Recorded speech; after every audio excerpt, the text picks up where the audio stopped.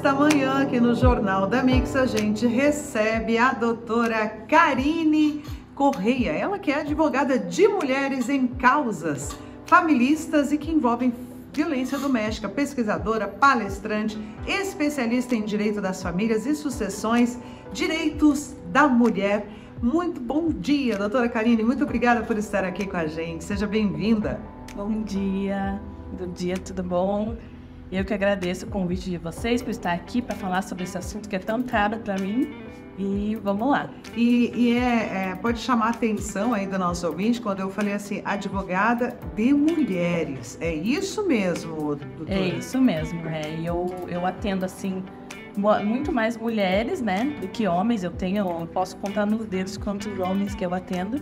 E exatamente, né? Eu já foquei nas mulheres por conta disso, né? Principalmente no direito das famílias, né? A gente acha que é só o criminal, né, que acontece essa violência doméstica, mas a violência doméstica, ela começa durante um relacionamento, seja ele um casamento, seja ele um namoro. Então, eu decidi, né, juntar tanto o direito de família, tanto a pesquisa, né, também que eu faço, né, sou mestranda pela UFPR, para atender essas mulheres vulneráveis. Vamos falar dessa pesquisa então, né, que é um assunto muito importante. A gente tem esse ano o Anuário de Segurança Pública revelando aí um aumento da violência contra a mulher.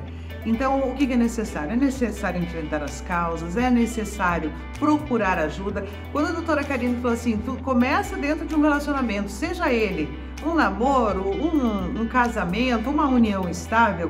E o que chama bastante atenção é também a gente ver casos de casamentos longos. A gente tem que falar sobre isso, né? Então é algo que, não, mas 20 anos casada, tá tudo certo. De repente não, de repente são 20 anos construindo essa relação baseada em agressão. A gente tem também vários tipos de agressões contra mulheres. Muita gente pensa também que é só bater, é física, né? E não, doutora Karine, a gente tem outros tipos de agressões que são tão graves quanto a violência física. Com certeza. Para se chegar na violência física, inclusive, né, que é a mais grave, né, que leva ao feminicídio, começa, né, com a violência psicológica, né, com a violência moral, com a violência patrimonial, que muitas vezes a gente acha que não é um tipo de violência, mas a Lei Maria da Penha diz, né? A violência patrimonial também é um tipo de violência, que é o que mais acontece também. E a gente vai explicar depois, dar alguns detalhes sobre isso, porque pode ser um termo novo para muita gente, e sim, é preciso estar atento. Doutora Karine, quando a gente fala, a gente também está no Outubro Rosa, e a Mix está com a campanha Mix Rosa, sintonize na conscientização, e o Outubro Rosa também chama a atenção porque muitas mulheres que enfrentam o câncer de mama, elas, junto com a doença, elas estão enfrentando algum tipo de agressão, seja ela física, psicológica ou patrimonial, e também o abandono. A gente também vai falar um pouquinho sobre isso, porque é uma realidade e é uma realidade muito triste, né? Com certeza.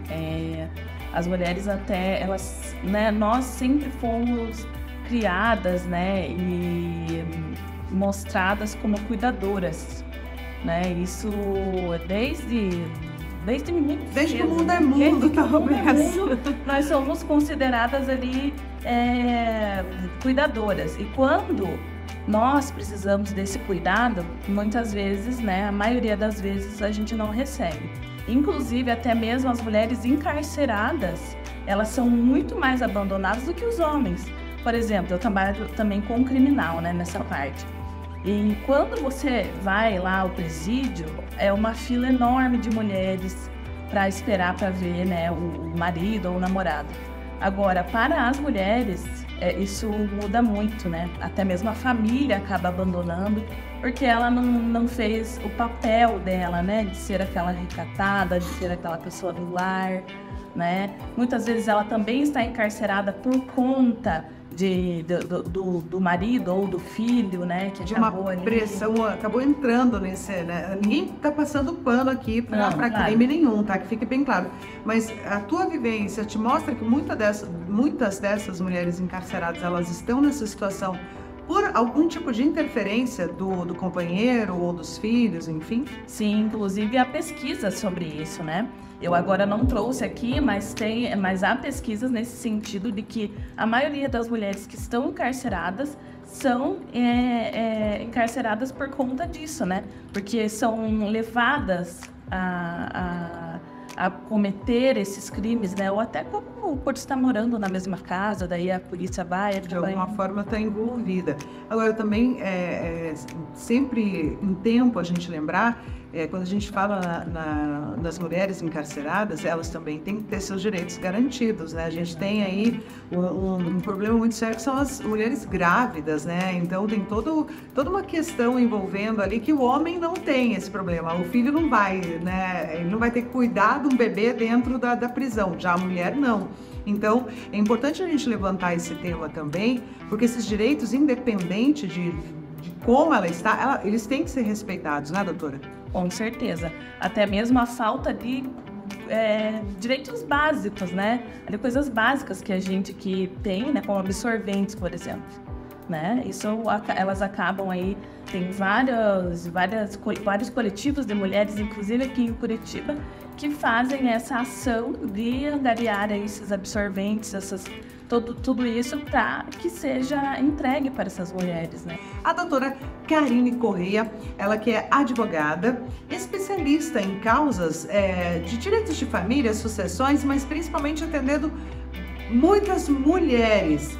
Houve essa necessidade, né, doutora Karine? As mulheres estão procurando mais pelos seus direitos, estão fazendo valer esses direitos? Com certeza, né?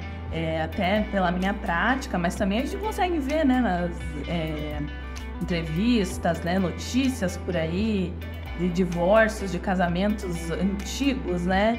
Então, as mulheres, elas têm mais há muitos dados, né? A internet veio aí para mostrar, escancarar esses dados, né?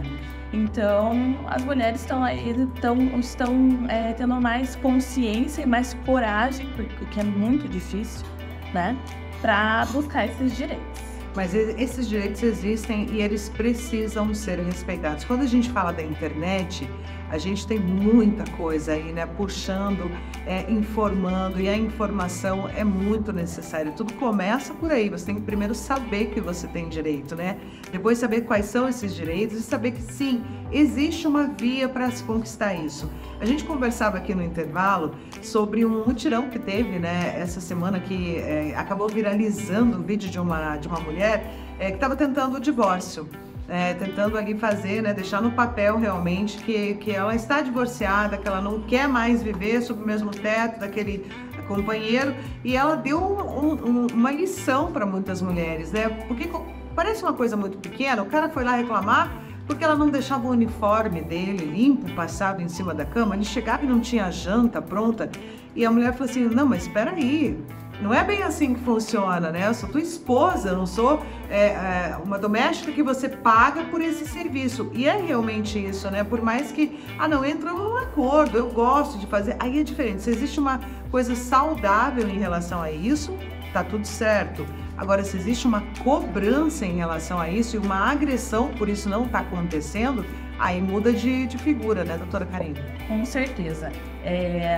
O trabalho, né, o trabalho doméstico, o trabalho reprodutivo, né, que a gente chama, ele é principalmente feito pelas mulheres, mesmo que elas trabalhem fora, né, que tenham empregos formais. Jornada tripla, às vezes, exatamente, né? Cuida de filho, da casa e do trabalho de fora de casa. Exatamente. E recebe o quê por isso? Não recebe nada, né? Não recebe, até no divórcio, né, os alimentos compensatórios ali, quando a mulher só se dedica ao lar, né? Muitas vezes ela recebe a resposta do ex-marido, né, do possível ex-marido, que nunca trabalhou, nunca contribuiu, mas não é bem assim, né?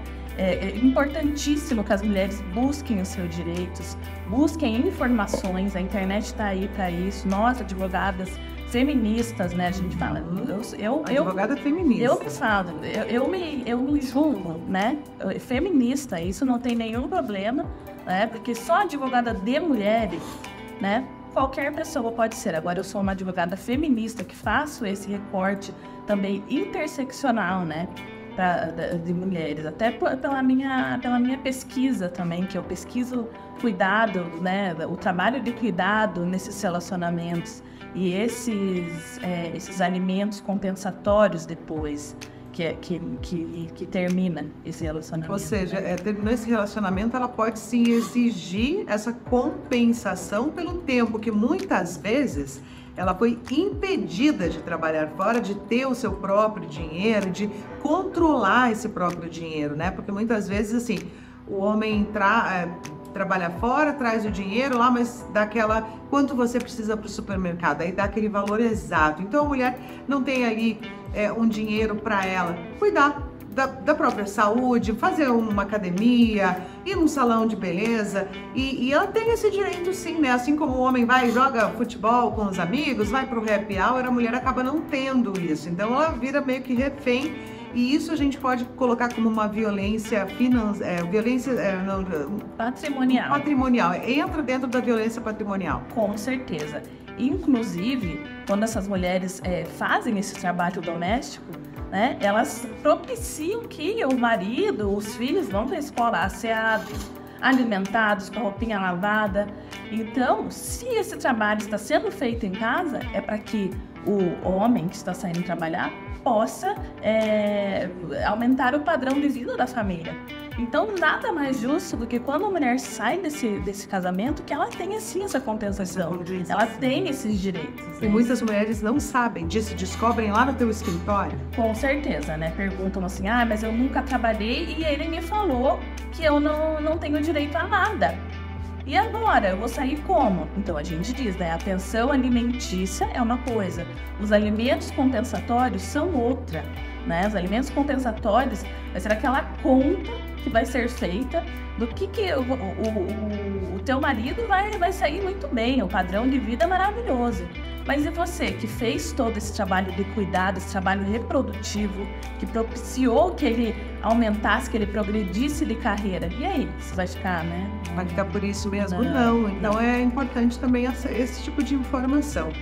A gente conversava também, essa semana me chamou a atenção, a Casa da Mulher Brasileira, ela acolhe as mulheres, os filhos, né, vítimas de agressão.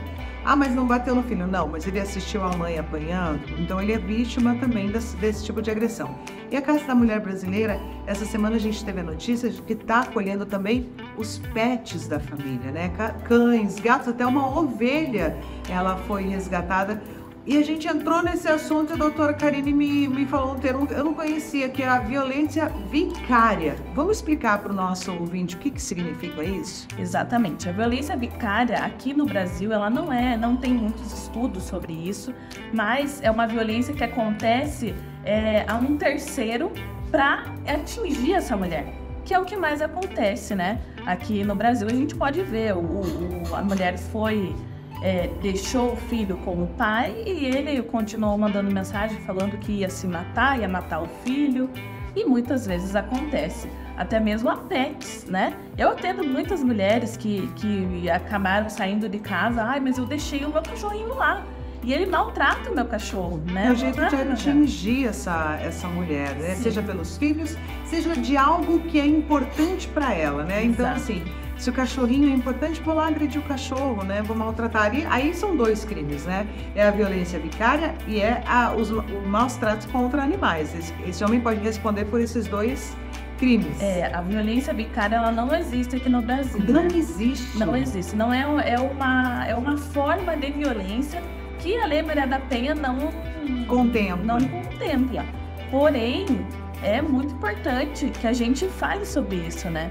Temos pergunta da nossa ouvinte, a Dani, que perguntou assim: quando o casal não é legalmente casado, quais os direitos da mulher num término? Isso também gera bastante conflito, bastante dúvida, né, doutora Karine?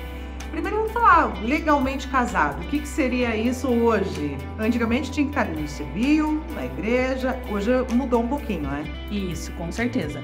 Depois ali, né, que a Constituição Federal foi promulgada, ela reconheceu também a união estável, né, como uma forma ali de constituir a família. Então, a união estável e o casamento, eles são equiparados com algumas diferenças, né? Mas os tribunais, eles entendem que os direitos, eles não podem ser suprimidos de uma união estável porque não tem aquela formalidade do casamento, né? Que a união estável, ela é uma relação de fato, né? Não precisa ali ter é bom que se tenha, né? Uma escritura pública de união estável, porém, o que vai comprovar mesmo são os fatos, né? Testemunhas, fotos, tudo isso entra no processo. E isso pode ser feito depois que essa união estável de fato terminar, né? Ou se dirige ali ao cartório, né, junto com o ex-marido, apesar de que isso é muito difícil de acontecer, mas dá para se buscar esse direito de reconhecimento e de solução de união estável na justiça após esse término, né, para que sejam garantidos ali os direitos, né, da partilha, né, de alimentos compensatórios, pensão alimentícia, no caso de filhos, isso, ou até mesmo para a mulher, para a mulher também, ali vulnerável desse relacionamento. Doutora Karine, a gente ficou de falar também, não vamos esquecer disso, porque do termo feminicídio, porque que é importante dar um nome, né, e existe, porque muita gente fala assim, não, mas por que não entra aí no homicídio? Por que esse termo surgiu e por que a importância dele? Então, como a gente está falando, né, desde o começo ali da entrevista, as mulheres sempre foram vistas como seres, assim, diferentes dos homens. Até inferiores? Inferiores aos homens, né? Então, sempre foi relegada a cuidadora, né? A pessoa que o homem tem controle, tem poder, né? Porque violência doméstica, como a gente estava falando, é sobre poder e controle. E o feminicídio, eu até procurei aqui, ó, ele é cometido quando tem essa violência doméstica a partir do menosprezo ou discriminação pela condição de mulher. Então, não são todos os homicídios, né, que serão considerados feminicídios, né? Mas, com certeza, esses que acontecem durante a constância do casamento ou da união estável são considerados feminicídio por conta disso, né? Por estarem ali, por essas vítimas estarem inseridas numa violência doméstica. Simplesmente, né? Por ser mulher. Ele matou porque é mulher, né? Cometeu aquele crime por ser mulher. Aí sim configura o feminicídio, e estando dentro de uma relação abusiva, do homem querer ter esse controle. Gente, é o famoso assim, não é minha, não vai ser de ninguém. Então, é o que acontece, a gente colocando em termos muito simples para que as pessoas entendam. E é importante esse termo feminicídio até para ter um levantamento, né? Para a gente ter esses dados e poder ter uma política pública voltada a isso. Com certeza. Inclusive, as maiores vítimas, né, de feminicídio são jovens negras, né, com idade de 18 a 30 anos. Então, a gente tem que ter esse recorte também interseccional de raça, né, de raça e de classe. Então, claro, uma mulher foi atropelada na rua ou, né, o crime de trânsito, isso não vai ser um feminicídio.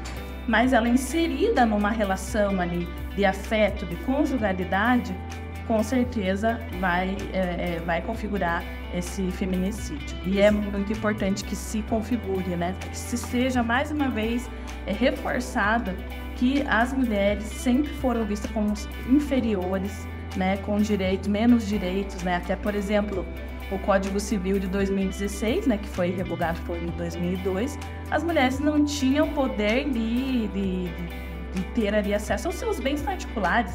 Quando se casava, os bens particulares passavam para o marido. A famosa conta conjunta? Exatamente. Não, e os bens, muitos outros casos, né? Os bens do seu apartamento, uma casa, tudo. E teria também que pedir anuência do marido para trabalhar. Isso no Código Civil de 2016. Depois veio a lei do divórcio, inclusive não tinha divórcio, né? Depois Ali em 1960 veio ali a lei do divórcio, para que pudesse se divorciar, não tivesse aquela questão do desquite, né? Que ainda é uma questão era uma questão mais para diminuir, né? Aquela mulher também. Os filhos tidos fora do casamento não tinham direitos, né? A herança, a qualquer outro direito de divisão de bens não teriam direito a nada, né? Nem os adotados. Era feita essa distinção entre os filhos. Poxa, como é importante discutir realmente sobre isso, né? Trazer isso à tona para que as mulheres tenham esses direitos garantidos. Doutora, a gente não vai sair dessa entrevista sem falar sobre esse tema que é tão importante. A gente está no Outubro Rosa. É o câncer. O câncer de mama é o câncer que mais acomete mulheres no Brasil e no mundo. E aí essas mulheres de repente se veem aí doentes, precisando fazer um tratamento e simplesmente são abandonadas. Isso é uma realidade? Com certeza. Até os dados da Sociedade Brasileira de Mastectomia, Mastectomia, são 70% das mulheres são abandonadas quando recebem esse diagnóstico de câncer de mama. Então, isso são dados, né, levantados ali por essa Sociedade Brasileira de Mastectomia. Então, é muito alarmante, é muito triste, né? Mas por quê? Porque o que a gente estava comentando sobre o trabalho de cuidado, né? Quando a mulher ela perde esse cuidado, né, com o homem, com os filhos, não vai poder mais cuidar porque está doente, ela não merece ser cuidada. Então, eles abandonam mesmo, né? 70% das mulheres são abandonadas, 29% delas já têm essa probabilidade de ter depressão, né, por desenvolver problemas psicológicos pela doença em si, mas isso se agrava pelo abandono também, né, por não ter essa rede de apoio. De repente ela se vê sem casa, né, sem os bens, sem uma fonte de renda. E isso também é preciso ser conversado, porque elas têm sim direito, né? Ah, tudo bem, eu não quero mais esse relacionamento. Tudo bem, é um direito do homem não querer mais manter esse relacionamento, mas ele tem que respeitar os direitos dessa companheira dele, nesse momento que é tão delicado, que é o momento da doença, do tratamento. Com certeza. E daí o que acontece, né? Ela tem que procurar um advogado para, além de tudo, de toda essa problemática, né, de ter esse diagnóstico tão triste, tão difícil, né, tem que ainda procurar um advogado para buscar esses direitos, porque normalmente não vai ser um divórcio consensual, né, um divórcio vai ser litigioso. E quando não tem essa união estável, esse casamento, é muito mais difícil de conseguir esses direitos, até porque a gente sabe que demora muito, né, para que seja dada uma decisão ali, né? Até a gente está numa parceria, né, no Outubro Rosa, com o Mix Rosa, numa parceria com a Associação Amigas da Mama. E a gente tem essa informação, muitas mulheres vêm de outros estados, né? Então o marido acaba entrando, inclusive assim, você abandonou o lar. Calma lá que não é bem assim, né, doutora? Então, assim, é muito importante que essa mulher procure ajuda. Doutora Karine, quem precisar da doutora Karine Correia para esse tipo de ajuda, como que te encontra? Olha, tem o meu Instagram, né, que é Prof. Karine Correia, tá? Vocês podem me achar no Instagram. Tem o meu WhatsApp também, fala diretamente comigo. É o 41 99855 8154. E por qualquer uma dessas redes aí que vocês conseguem me encontrar. Doutora Karine Correia, né? Correia. Então se precisar também, manda aqui pra gente, a gente dá uma ajuda aí, reforça o Instagram, @Prof. Karine Correia. E eu quero agradecer demais. Eu que agradeço. Tanta informação pra gente nessa manhã. Eu que agradeço o convite. Precisando aí, eu tô aqui sempre para ajudar, informar. Adorei vir aqui conversar com vocês sobre um assunto que é tão caro para mim. E é isso, né? A informação, ela acaba nos deixando mais fortes.